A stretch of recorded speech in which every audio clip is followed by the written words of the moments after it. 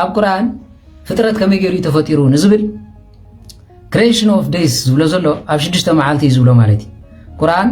ምዕራፍ 7:54 in the dear Lord is Allah who created the heavens and the earth in 6 days ስለዚ አላህ ሰማይን ምድርን ወይ ድማ ሰማይን ምድርን ገነትን ምድርን ማለት እዩ ኖ ኣብ 6 መዓልቲ ፈጠረን ገነትን ምድርን ድማ ተላጊበን ነበራ ይብል ማሲጣ ቢሆን እንደ ማለት እዩ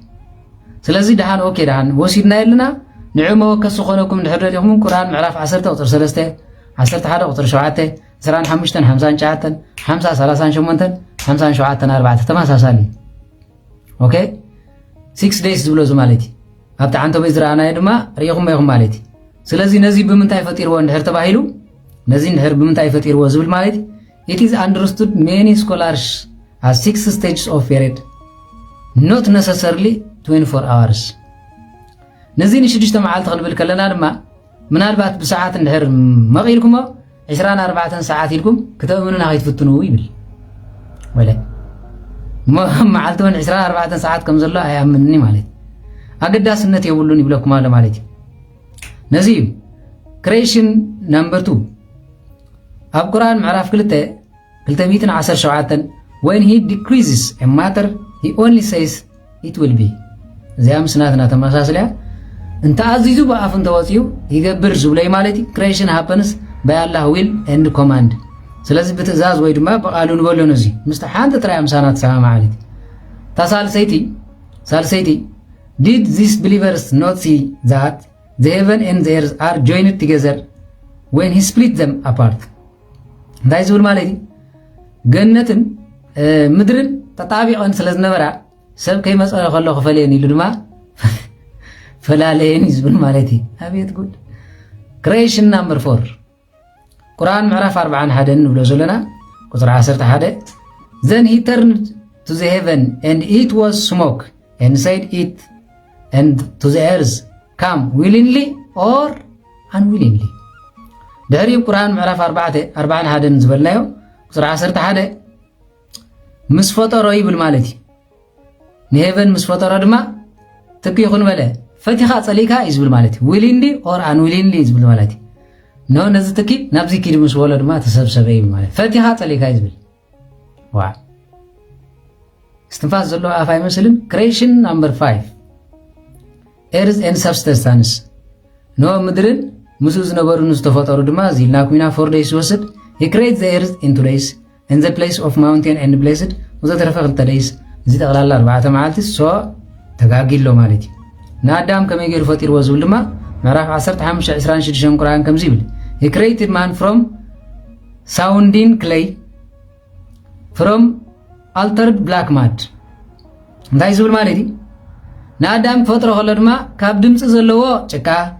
ሓደ በሉ from altered black mud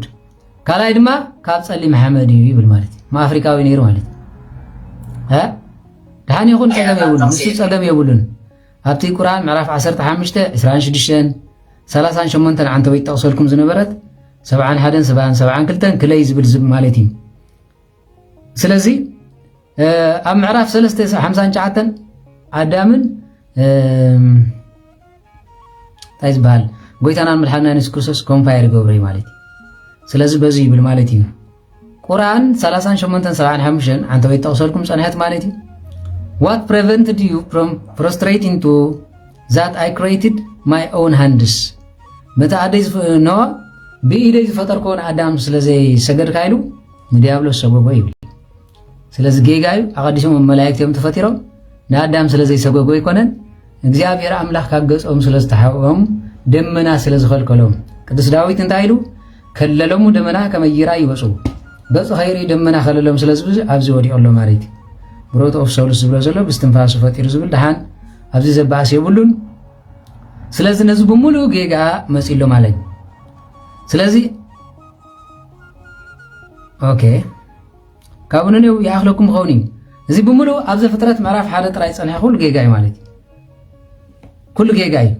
ኣብዚ በሙሉ ጌጋ ንሕር ኮይኑ ነዚ ዳሃር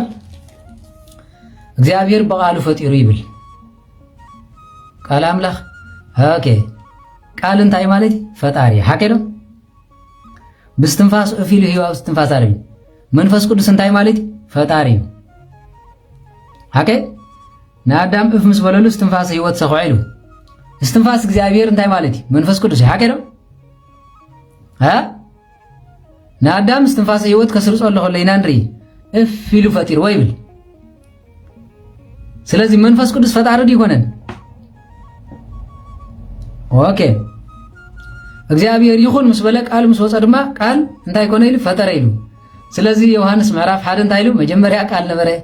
ተቃል አብ አምላኽ ነበረ ተቃል አምላኽ ነበረ ይብል ሓቅን ጸጋን መሊ ድማ አባና ሓደረ ኢሉ ስለዚህ መንፈስ ቅዱስ አምላኽ ይኮነን በአይን ቁርአን ቃል ከንታይ አምላኽ እዩ እግዚአብሔር አብ ከንታይ ማለት አምላኽ እዩ ስለዚህ ሰለስተ ስም አለው አይብልም መስሙን ከማና ያሁን ማለት ስለዚህ እንታይ ይሁን ደሌ እግዚአብሔር አምላኽካ ሓደ እዩ ንዝብሎ ዘሎ ቃል ከሊመት አላህ ሩህ አላህ እንታይ ፈጣሪ ይኮነን ስለዚህ ኣብዚ ብሙሉኡ ጌጋ ስለ ዘለኩም ሙስሊም ኣሕዋትና ቀሲልኩም ክትርድኡ ሓደራ ክንብለኩም ደሊ ቀሲልኩም ንኽትርድዎ ዳምበር ንኸይትርድዎ እንድሕር ዳ እምሮኹም ዓፂኹም ክሽግር ክመፀኩም እዩ ማለት ስለዚህ ካብ ኣፈጣጥራት ሒዙ ጌጋ ፀኒሑ ገና ኣብ አዳም ምስ በፅሕና ድማ ማዓት ጌጋ ፀኒሐኩም እዩ ሕጂ አዳም ካብ ምንታይ ተፈጢሩ ኢሉ ኣሎ ማለት ካብዚ ሳውንድ ዘለዎ ክለይ ወይ ድማ ድምፂ ዘለዎ ሓመድን ካብ ጭቃን ማይን ገይሩ ፈጢርዎ ይብል ኦኬ ይኹን ድምፂ ዘለዎ ሓመድ ኣሎ ዲ አለ የለን ድምፂ ዘለዎ እምኒ ሓመድ ኣይኮነን ዝበሃል ጭል ክብል ዝኽእል እምኒ ጥራይ ካብ ቃጨላ ይፈጠሮን ማለት እየ ስለዚ ብኡ ክዛረብ ዝኽኣለ ዝብላል እሱ ደሓን ይትረፈና ጌጋ እዩ ማለት እየ ስለዚ ካብ ዘፍጥረታት ሒዙ እቲ ጌጋ እንድሕር ነጊረኩም ኮይነ ንዓኹም ዝምልከት እምበር ንዓና ዝምልከት ኣይኮነን ስለዚ ቁርኣን ጌጋ እዩ ማለት እዩ ቁርኣን ጌጋ እዩ ቀፂሉ ዝዛረቦ ድማ አዳም ክሸይን እንከሎ ሓመድን ማይን ይሸይን ሂዋን ከዓ ክትሸይን ከላ ደምን ስጋን እያ ትሸይን ይብል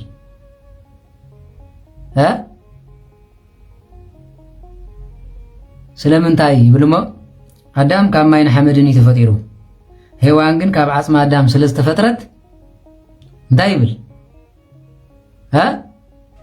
ስጋ እንደምን እያ ትሸይን በለኩም ሓቂ ዲ ሓሶት ዘይኮን ኣብ ፊልም እኳ ፀወታ ዋናዊ ይስራሕን እዚ ቁርኣን ዋላ ንኮመዲ ይጥዕምን እዩ ስለዚ ጌጋ እዩ ማለት እዩ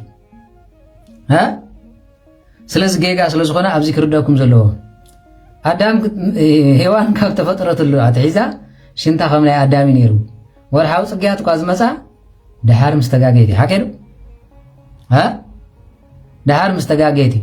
ሕጂ ንሱ እንታይ ዝብል ማለት እዩ ወርሓዊ ፅግያት ዝወፃ ብከምዚ ኖ ወርሓዊ ፅግያት ዝወፃስ ግርም ምስ ቀንጠበት ምስ ተጋገየት እዩ ከማ ድመይ ኢልዋ ስለዚ ዋላ ብሳይነስ ዘይድግፎ ወላ መፅሓፍ ቅዱስ እውን ኣይድግፎን ስለዚ ቁርኣን ካብ ዘፍጥረት ምዕራፍ ሓደ ትሒዛ እንታይ ማለት ሓሶት እዩ ሓሶት እዩ ሓንቲ ቅንዕቲ እያ ትብል እንተሃሊኻ ከም ቀደምኩም ክትሓቱ ትኽእሉ ኢኹም ማለት እየ ስለዚ ኣብ ጥንቲ ተፈጥሮ ትሒዛ ካብዚ ጌጋ ረኺባላ ማለት እዩ ጌጋ ተረኺብሎ ስለ ዝኾነ ንኩላትኩም እቶም ሙስሊም ኣሕዋትና እቲ ትፀምዎ ዘለኹም ሳብኡ ከለኹም 4 ፆም ቁፀረልና በልዎ እሞ ንጎይታ ይኹነልኩም ምስጢሩ ክኸፍተልኩም እንተዘይኮይኑ ግን ዝኩሉ ጌጋ ኣብ ቁርኣንኩም እምበር ኣብ መፅሓፍ ቅዱስ ኣይፀንሐን ማለት እዩ